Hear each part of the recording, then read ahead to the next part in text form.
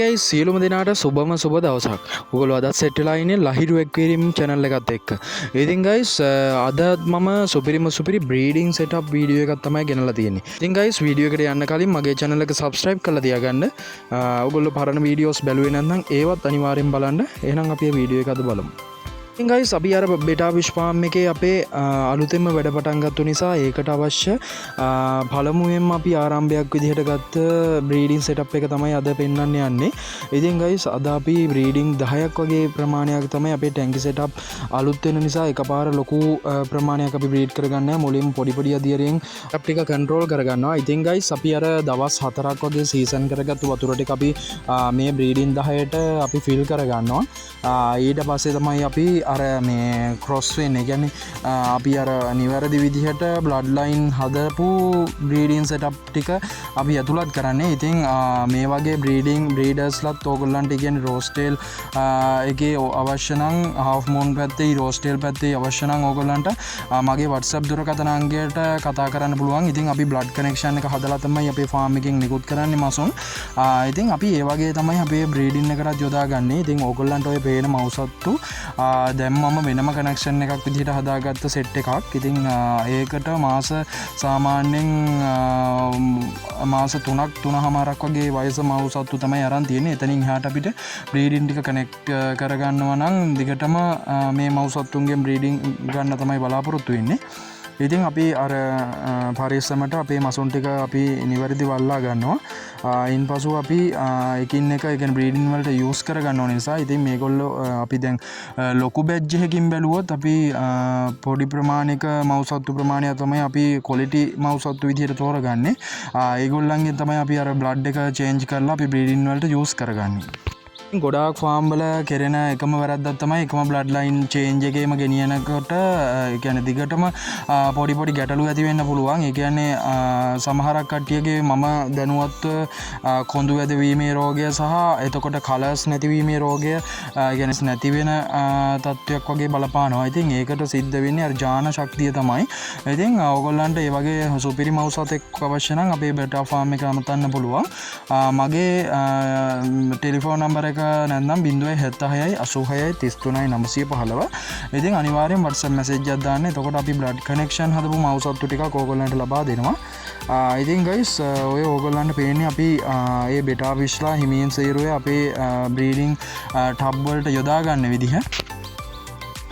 Guys මුලින්ම කියන්න ඕනේ අපි අර සාම්ප්‍රදායික ක්‍රමයේ විදිහට අපි අර වීදුරු බෝතලයක මවුසත්තු යොදාගෙන තමයි අපි බ්‍රීඩින් කරන්නේ. ඉතින් ඒ විදිහටත් ඕගොල්ලන්ට බ්‍රීඩ් කරන්න පුළුවන්. නැත්නම් දැන් මම මගේ කියන්නේ බ්‍රීඩින් එක දිගට වදින නිසා අපි බ්‍රීඩ් කරන්නේ සාමාන්‍යයෙන් මුලින්ම පිරිමි සතා උදේවරුේ දාගෙන හවස් වරුවේ ගෑනු සතා යොදාගන්න එක තමයි අපේ මූලිකවම සිද්ධ කරන්නේ. ඉතින් ඒ වගේ තමයි අපි බ්‍රීඩින් එක සිද්ධ කරන්නේ. මුලින්ම පිරිමි සතා යොදාගෙන ඊන් පසුව අපිට පුළුවන් අර උපස්තරයක් විදිහට අපි ඔයගොල්ලන්ට දැන් වීඩියෝ එකේදී බලා ගන්න පුළුවන් අපි උපස්තර යොදන විදිහ. ඒ විදිහට බ්‍රීඩින් වලට යූස් කරගන්න පුළුවන්. ගයිස් ඊළඟ කරුණ තමයි අපි ලොකු බැජ් එකකින් වෙනම මවුසත්තු ටිකක් තෝරගත්තාම ඒගොල්ලන්ට දෙන්න ඕනේ ෆීඩින්ස් ටික. දැන් අපි නම් ලයිව් ෆීඩ් විදිහට ටියුබ්ලෙක්ස් එක තමයි ගොඩාක් දුරට පාවිච්චි කරන්නේ මවුසත්තුන්ට.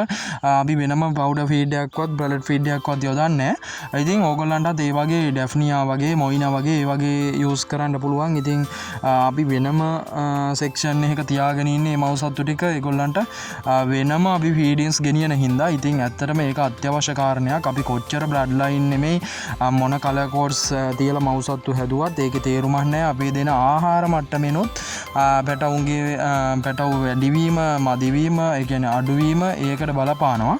ඉතින් guys අපි අර ඉස්සෙල්ලා පෙන්නපු ටිකක් ලොකු බොටල් වල හිටියේ මේ කියන්නේ අලුත් ජෙනරේෂන් එකක පිරිමි සත්තු. ඉතින් ඒගොල්ලන්ට තමයි අපි ටිකක් උඩින් ඒ කියන්නේ උසස් තත්ත්වයේ ඉන්න මවුසත් ෆීමේල්ස්ලා ඇඩ් කරගන්නේ. ඉතින් දැන් ඔය ඕගොල්ලන්ට පේන්නේ මේ මවුසත්තු දැන් මම වෙනම බොටල්ස් කීප එක තියාගෙන ඉන්නේ. ඒගොල්ලෝ ටිකක් මේ ජෙනරේෂන් එක ටිකක් පහු වෙලා. ඒ කියන්නේ ටිකක් පරණයි. ඉතින් ඒකත් එක්ක ඒ පිරිමි සත්තු ඒ කියන්නේ ජෙනරේෂන් කීපයකින් උඩින් ඉන්න සත්තුයි ජෙනරේෂන් කීපයකින් යටින් ඉන්න සත්තුයි තමයි අපි වෙනම ගන්නෙ. ඉතින් බ්ලඩ් ලයින් චේන්ජ් කරනවා කියන්නේ යන්නේ ඒකට. ඒ කියන්නේ අපි පරණ මවුසත්තුන්ට අලුත් මවුසත්තු යූස් කරනවා. අලුත් මවුසත්තුන්ට පරණ මවුසත්තු යූස් කරනවා. එතකොට බ්ලඩ් ලයින් චේන්ජ් කරගන්න පුළුවන්.